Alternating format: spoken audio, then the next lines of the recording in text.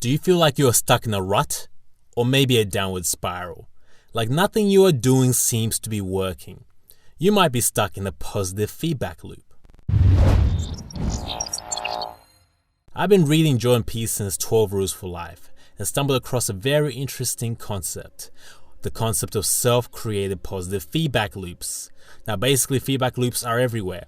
Remember when you were younger and you had a whole packet of those Warhead sour sweets to yourself? Remember how you're buzzing around like a crackhead afterwards? Well, basically your blood glucose levels would have been skyrocketed up. Luckily for you, your endocrine system had your back. It regulates that shit, bringing it down through negative feedback. Negative feedback is used for maintaining the body's homeostasis. This is the reason why you sweat when it's hot, why you shake when it's cold in order to stay warm. Unless you're that Wim Hof guy, that guy is pretty crazy. Negative feedback is basically responsible for bringing things back to their set levels. It's kind of like that one friend you have that always picks you up after a rough night of drinking. Now, positive feedback is a different monster, and is the one we're most concerned with. It basically has the opposite effect of negative feedback. Instead of bringing things down to normal levels, it jabs them with steroids and straps them up to one of Elon Musk's rocket boosters. You would have experienced positive feedback whilst at a concert. You know when the sound system squeals like a banshee? The microphone sends a signal to the speakers. These speakers emit the signal is picked up by the microphone and goes back through the speakers, each round of the loop amplifying the noise. If the initial signal is already loud, you could destroy your speakers or someone's ears, whichever one happens first, I guess. A good analogy to consider is the 1,000 mirror effect that happens when you have two opposing mirrors in parallel. Your image is amplified ad infinitum and never ends. Kinda like The Simpsons or the list of songs in which Snoop Dogg is featured on. I mean, look at this list. It's crazy. The man works with everybody. I should probably get him on the channel or something. Okay, back on topic. Jordan Peterson gave a very good example of the disastrous effects of a complex positive feedback loop. Now, imagine someone who enjoys their alcohol just a little too much. He drinks a few beers and he's buzzed. His blood alcohol levels are spiked and he's feeling pretty good about himself. He's ready to go home. Now, his cheeky Russian friend, let's call him something unique and original like Vladimir, invites him to have a couple of shots of Russian vodka. Not the normal shit too, the strong shit that contains traces of Siberian tiger in it. Now, our friend is absolutely smashed. He stops drinking only because he's passed down the floor. And his blood alcohol levels have plateaued before sinking back down, and his body starts to produce a variety of toxins as it tries to desperately metabolize the ethanol. In layman's terms, he's basically just hungover. A fair exchange, I would say. Quid pro quo, something for something. So far, nothing bad has actually happened. Well, not until our friend realizes that he can temporarily cure his headache by drinking more and getting drunk again. I know, he's a genius, right? A true revolutionary. Of course, this is only a temporary fix. He's simply pushing the pain into the future. But as Jordan Peterson says, when the medication causes the disease, a positive feedback loop has been established. It's easy to see how our friend can quickly become an alcoholic and intensify his cravings under such a feedback loop. Here's another example. Imagine that you're at a staff meeting and your goal is to feel confident and speak eloquently. Your boss proposes a question and asks for everyone to give their opinions. You feel anxious about remembering what it is that you were going to say. You demand to yourself that you should remember, and that failure to remember is not even an option. Still, you have a hard time grasping what it is that you were going to say. You look down, and the person next to you is speaking now. You're up next, and your mind is blank. You tell yourself to calm down and get frustrated because you're not calming down, which in turn creates more anxiety. Your palms are sweaty, your knees are weak, your arms are heavy. There is no vomit on your sweater because sadly your mom didn't even make spaghetti. And you're not even wearing a sweater too. Can you see the feedback loop at play? Now these loops are in play in many areas of our life. They're sneaky little bastards and can bring you down for a ride. The key to success is being able to observe them and stop them before they amplify. Here's how you do it. Step 1. Identify the loop.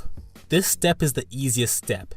Before you can escape the loop, you must first be cognizant of the fact that you are in one. It's easy to tell. If you find yourself falling into the same tired habits, which have been yielding the same predictable results, you're stuck in the loop. If nothing seems to be changing or your results in life have been plummeting, you are stuck in a loop. Or worse yet, if it feels like it's becoming more difficult for you to escape your comfort zones, you are in a big, fat, stinky, old loop. Step 2, change the variables. Einstein once said, the definition of insanity is doing the same thing over and over again and expecting a different result. Now, I don't know where he got this from because the Oxford Dictionary says this, but we'll run with his definition. You must change something to elicit a different response. Obviously, what you have been doing up until this point has not been working. Start small and incrementally increase the intensity so that you can create a lasting change. Let's say that you are tired of being overweight and want to feel better about yourself. Don't cut out junk food completely, as this would be mentally and physically draining for your body, which has been accustomed to eating Pop-Tarts forever. Perhaps dedicate yourself to doing 30 minutes of cardio 5 times a week and allowing yourself to eat junk food over the weekend. Once you become accustomed to this new routine, you can increase the intensity gradually. It will seem seamless. It's far better to lose the fat and become healthier over the span of 1 year than it is to try some draining, intense diet for 2 months before quitting and returning to the feedback loop. The delicious, cheesy, stuffed feedback loop. Or let's say if you're our alcoholic friend. The way out of the rut isn't to quit drinking cold turkey. Although possible, it's often unsustainable for someone who's been conditioned by the tequila. Perhaps we should first tackle the behavior that he engages in after a big night of drinking. First, we can replace the alcohol in the morning with a big bottle of water. Once we have solved that problem, we can gradually reduce the amount of drinks he consumes on an average night out. If required, we can ultimately eliminate the consumption of alcohol altogether. The idea is to make gradual changes that stop the feedback and are able to be adhered to. Step 3 and the last step, script the critical moves. In the book Switch, Chip Heath mentions the following. Ambiguity is the enemy. Any successful change requires the translation of ambiguous goals into concise behaviors. In short, to make a switch, you need to script the critical moves. Often what stops us from not being successful with the changes we wish to make is a sense of ambiguity in dealing with particularly tricky situations. Anyone can decide to begin eating healthy, but what are they going to do once they get insane cravings? Anyone can vow to stop smoking, but what are they going to do when a friend buys them a whole deck for their birthday? Scripting the critical moves is writing down clear, actionable steps for set contingencies. Steps that are easy to remember and of course easy to implement. Here are some examples. When our overeating friend becomes tempted by the pizza devil and develops some insane cravings, his script might tell him to drink 2 liters of water as quickly as he can. This takes his mind off the craving and onto the task at hand. It might also make him go to the toilet and make him forget all about the cravings as well. Our smoking friend is offered a cigarette. His script tells him to decline and pull out the bubble gum, which he always keeps in his wallet, and chew on it for a hot minute.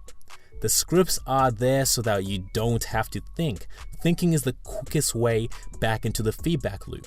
Thinking is not the solution. You want to have automatic responses. So there you have it. The 3 steps to get yourself out of the feedback loop and out of that rut. So, this is the end of the video. You must have really liked it if you got this far. Yeah, am I right? Yeah, am I right? Okay. If you liked it, please click subscribe and hit the post notifications because YouTube is doing this weird thing right now where if you subscribe, it doesn't even show you my videos. Very strange stuff. But yeah, click those post notifications. Well, good. Till next time.